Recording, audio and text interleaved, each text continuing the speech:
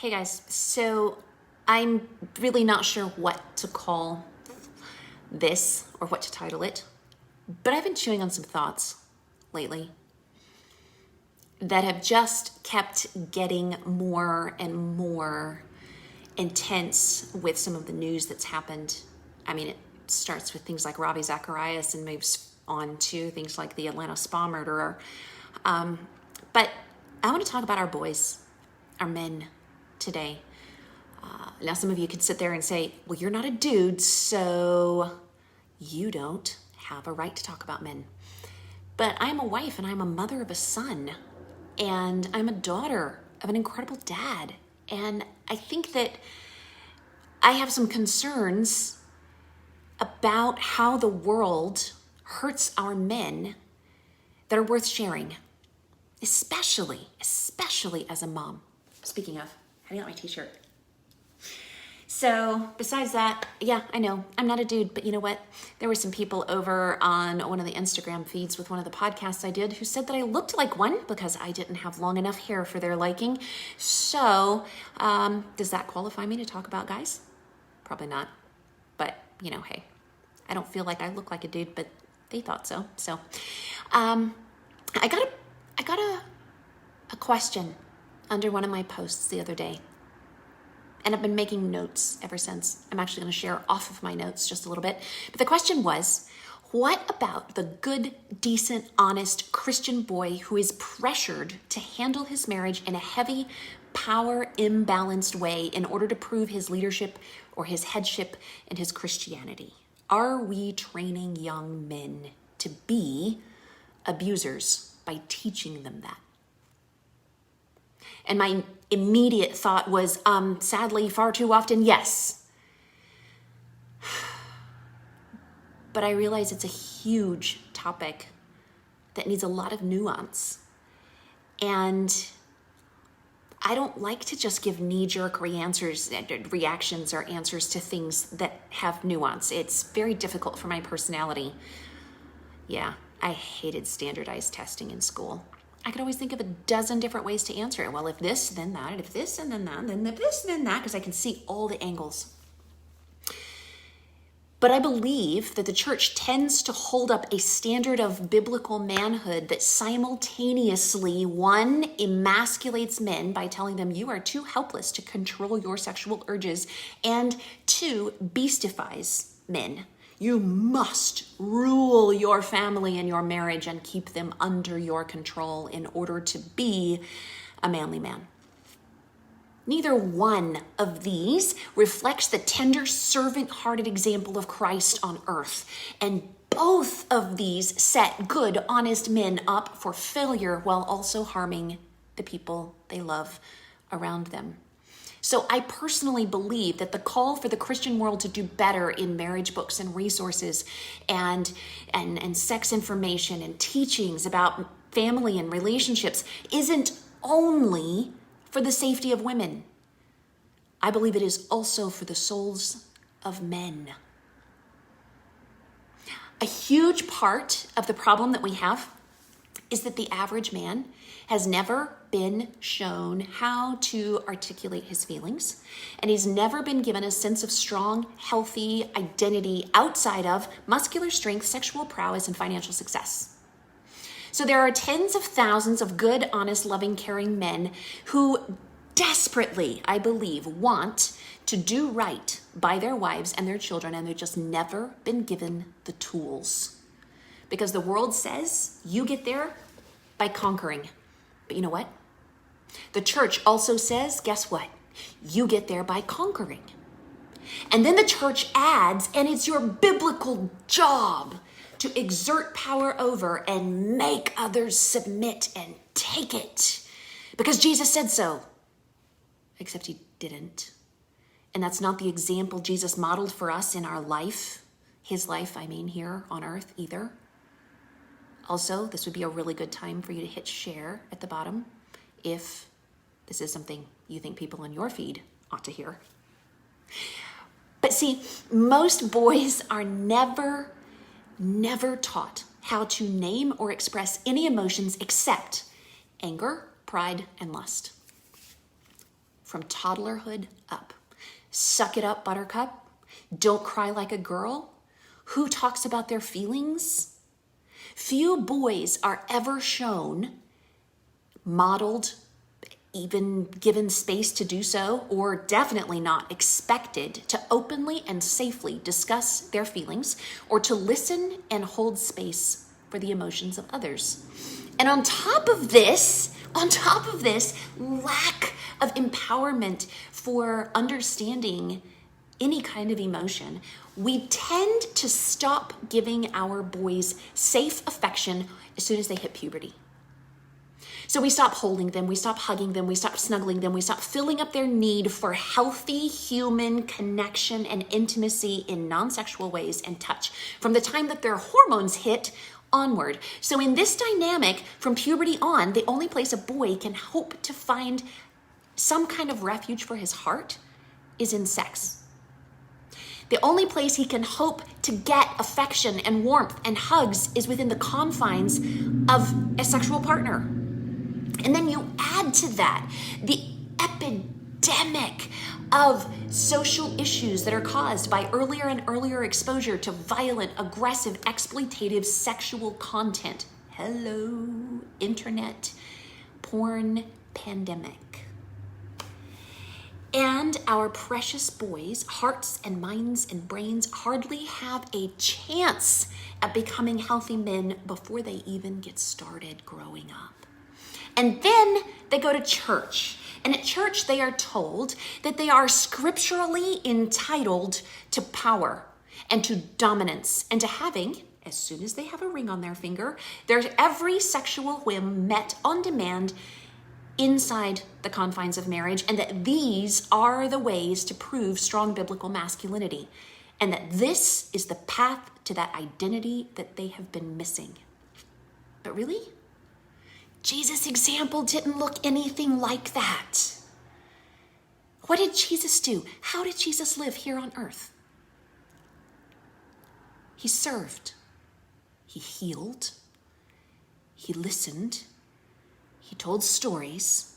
And when there were predators exploiting the vulnerable through the temple's abusive systems, he swung whips and he flipped some tables. But the rest of the time, Christ's presence was gentle. It was healing. It was restorative. It was soul-filling. In other words, he was the living embodiment of the Holy Spirit, the fruit of the Spirit. And when Paul outlines how husbands are to treat their wives, he says just one thing: love like Jesus did. Love with your life. Lay it down to protect the ones in your care. Love in the same selfless and sacrificial and power surrendering way that Jesus Christ did. And the amazing thing is, there is no requirement to have a certain personality type to love like this.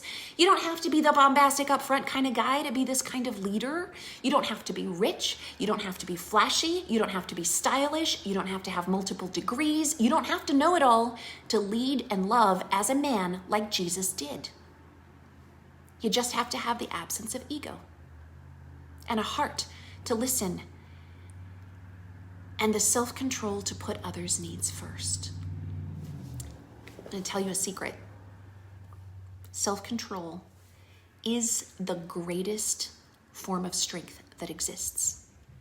And to a truly godly woman, there is absolutely nothing sexier and more appealing than a humble, self-metered man, because that's a man you can trust. That's a man who knows where he stands. That's a man who is willing to fight for the right to protect those in his care, though the heavens fall. Not the kind of man like Emerson Eggerichs talks about in his love and respect discussions at Houston First Baptist, where he's like, you would take a bullet for them. That's a moment of heroism. We're talking about daily laying down our lives like Jesus did. When we talk about, oh, would you be willing to die for Christ? Oh, yes, if I was one of the martyrs, I would die for Christ. I would go to the stake like, I don't know, John Huss or Wycliffe did. Maybe Wycliffe was beheaded. I'm forgetting my church history. But that's actually easier. Living like Jesus every day, that's where the rubber meets the road. Taking a bullet for someone, okay.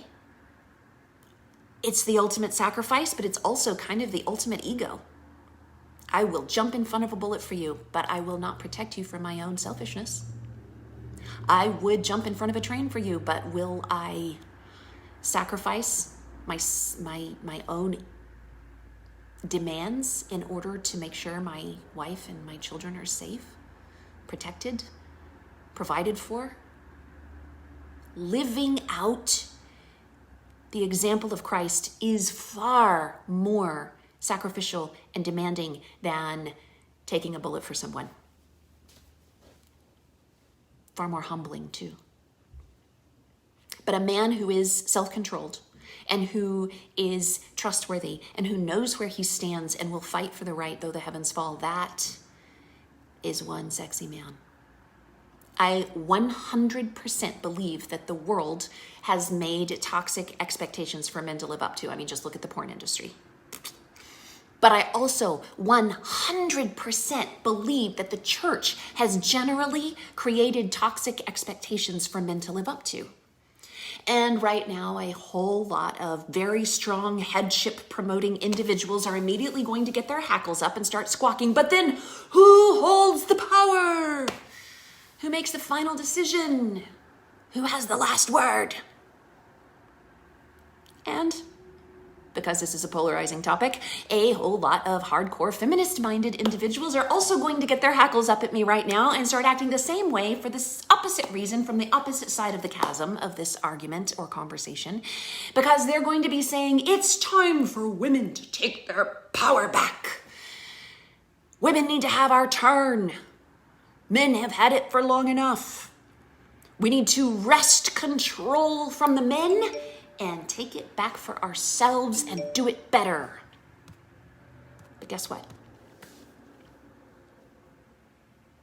Both sides are missing the entire point of the heart of God.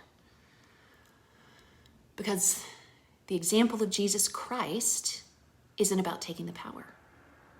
And you see, both sides of that polarized, women take over the power, and men, you need to control your women, the headship argument versus the third wave feminism argument. And you know what? If you guys define feminism differently, don't at me, because I'm talking about the toxic, control-oriented version, not women's rights as equal human beings. So don't derail the conversation in the comments. I'm telling you that right now. I will stop that in its tracks. But both sides are missing the point because both sides of those extremes are trapped in a false worship issue. If the focus is who gets the power, who gets to have the final say, who gets to be in charge of the decision making, then the object of the worship isn't Christ, it's self. And you know what that mindset creates? It creates the kind of thinking where a sex addict feels justified going and murdering 8 Asian women, or women and men, 7 of them were women, because he has the right to remove his temptations, and women are less than him, so he's going to take control and power over them. False headship theologies promote self-idolatry and the entitlement to demand worship from your wife and your kids, from others that you see beneath you. The entire Love and Respect book message is rooted in this entitlement to power. That the guy has the right to unconditional respect. And it goes so far as to take it outside of the marriage relationship and to tell moms that you cannot have a good relationship with your sons unless you are giving your little boys and your teenage sons some kind of subservient, unconditional respect because they have a penis. Oh, I said it out loud. It's entirely rooted in unearned male entitlement. And it's promoting false worship of husbands and sons and fathers in a way that replaces Christ as the head of the believer. It's idolatry. Y'all can at me about that one. I'm going to stand by it. But when both male and female are genuinely worshiping God, and both male and female are seeking after his heart, standing side by side each other and being transformed into the shape of the fruit of the Spirit, then neither male nor female are concerned about who gets to take the power, because both are submitted to Christ and both want to do what Christ wants them to do. Instead, they are both concerned about mutually caring for each other and protecting each other in gentleness and in patience and in faithfulness and in self-control. Because when Jesus is at the heart of it, nothing is about who gets control. That argument is a distraction from the real heart change that we all need. It's not about taking the power, and it's not about transferring the power from male to female or female to male. It's not about controlling the other for either gender. It's about seeking the lowest place like Jesus did, starting with those who want to be like leaders. It's about teaching our sons and empowering our men to love like Christ loves. And how did Christ set an example for this? He was the first to love, the first to forgive, the first to lay down his power, the first through the gate of danger, the first to use his strength to protect, the first to sacrifice, and the first to die. And that is how Paul says husbands should love their wives. I loved what one poster reader commented and posted in a comment thread on my page a couple of days ago, that her youth pastor once told their youth group that if your boyfriend or your husband feels that he is entitled to tell you that you must submit to his control, you are scripturally entitled to tell them that it is his turn to die, like Jesus did. I had to laugh. I might not have phrased it exactly the same way, but he's not wrong. The entitled, power over, control-oriented, misogynistic message that both world and church has pounded into men as somehow being the ultimate definition of manly strength is harmful and endangering to women. I mean, that's why my page exists, right? Because we see the outflow of it in domestic violence, in sexual abuse, in verbal abuse, in spiritual abuse, in social abuse, in cultural abuse, in financial abuse, in all of these things. But it is also more than just that. This message doesn't just harm our wives and our daughters, as if that isn't enough. It also destroys the souls of men. Our brothers and husbands and fathers and sons who are raised to believe that they have a birthright entitlement to dominate instead of serve, to exploit instead of protect, to control instead of to use their power to bring freedom. This message sets the incredible, good, godly, honest, loving, caring men in our world up to believe that hierarchical self-worship, idolatry, is what God wants from them in order to succeed at being male. And in doing so, this mindset of idolatry that follows is nothing less than a thrill to the devil, because it means that the heart of God is mocked in the teachings that promote God's own name. So you know what?